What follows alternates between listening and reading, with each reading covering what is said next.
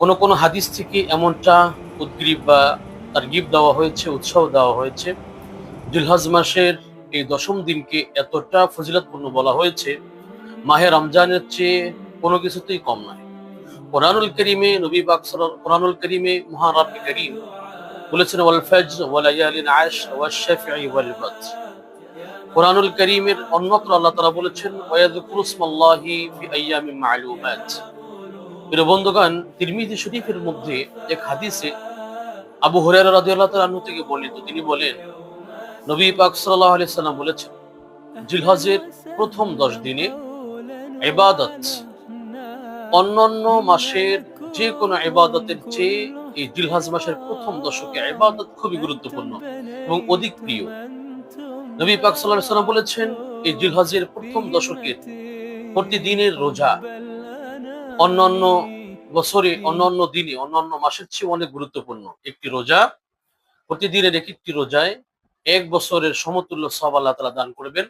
এবং জিলহজের এই প্রথম দশকের প্রতিটি রাত্রি শবে কদরের রাত্রের সমতুল্য সমপরিমাণ সওয়াব, আলহামদুলিল্লাহ। তিরমিজি শরীফের মধ্যে নবী পাক সাল্লাল্লাহু আলাইহি সাল্লাম বর্ণনা করেছেন, আবু হুরায়রা রাদিয়াল্লাহু তাআলা আনহু নবী পাক সাল্লাল্লাহু আলাইহি সাল্লামের হাদিসটি বর্ণনা করেছেন। তো প্রিয় ভাইরা আমার, অন্যত্র আমরা হাদিসের মধ্যে পেয়েছি, জিহাদের চেয়েও এই জিলহজ মাসের প্রথম দশকের আমলগুলো আল্লাহ তাআলার কাছে বেশি প্রিয়। আপনারা জানেন, জিলহজ মাসের প্রথম এই 10 দিনে অসংখ্য বার আল্লাহ তাআলা আমাদের গুনাহগুলো মাফ করতে থাকেন। জিলহজ মাসে আমাদের অনেক আমল করতে হবে। আমাদের উদাসীনতায়, আমাদের অলসতায় এই দিনগুলো কেটে যাচ্ছে। আমরা কিভাবে 10 দিন কাটাবো? প্রথমে আমরা জেনে নেব ইনশাআল্লাহ। আমরা দিনের বেলাতে কোরআন তেলাওয়াত, নফল ইবাদা এবং রোজা রাখবো। জিলহজের চাঁদ ওঠা মাত্রই আমরা এই আমলগুলো শুরু করব। নখ, চুল, গোঁফ এগুলো আমরা কাটবো না। জিলহজের চাঁদ ওঠার আগেই আমাদেরকে এগুলো কর্তন করে নিতে হবে। ঈদের দিনে আমরা এগুলো পরিষ্কার করবো ইনশাআল্লাহ, তাহলে কুরবানির সওয়াব পেয়ে যাব।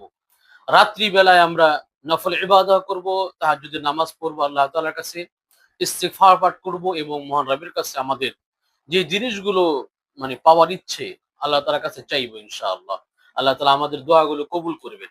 বিশেষ করে চাঁদ ওঠা থেকে নিয়ে 9 জিলহজ পর্যন্ত আমরা দিনের বেলায় রোজা রাখবো, রাতের বেলায় তাহাজ্জুদ সহ তেলাওয়াত, জিকির, আজকার আমরা করবো ইনশাআল্লাহ। দিনের বেলাতেও আমরা রোজা রেখে তাসবিহ, তাহলিল গুলো আদায় করবো ইনশাআল্লাহ তাআলা। এবং বিশেষ করে 9ম তারিখে আরাফার দিনের রোজাটা আমরা পরিপূর্ণ করবো ইনশাআল্লাহ। নবী পাক সাল্লাল্লাহু আলাইহি ওয়াসাল্লাম বলেছেন, সিয়ামু ইয়াউমি আরাফাতা আহতাসিবু আলাল্লাহি আইয়ুকাফিরাস সানাতা আল্লাতী ক্বাবলা ওয়াস